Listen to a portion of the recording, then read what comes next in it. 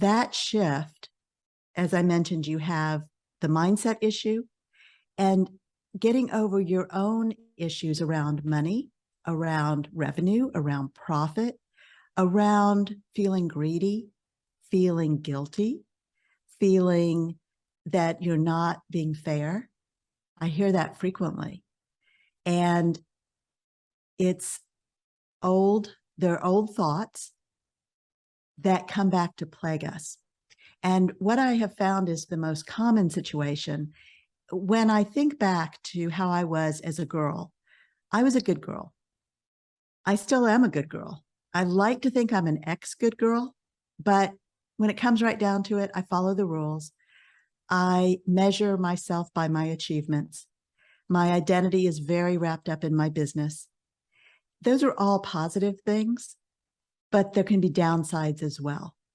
And so the good girls out there, we're still following the rules. We're still doing everything we quote should until we get a gut punch.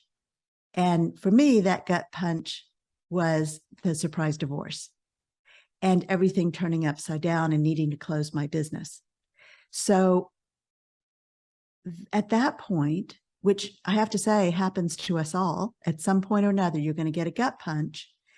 And what I realized in that time period was everyone is experiencing some kind of shock, surprise, gut punch. And it's not about if and when, it's about how do you get back up? And that resiliency, that courage, all of those essences of your identity, your personality, all of those things that come up for you can be put to work so that you really can start to shift how you're thinking, what you believe. You'll probably always be a good girl. And the ghost of the good girl kind of pops her head up every once in a while. So I was in a group program and I was filling out an Excel spreadsheet. And when the facilitator said, and this is how you are going to fill this in, this is the exercise we're doing, my first thought was, oh, that's great. I can get the right answer. That's my job, is I need to find the right answer.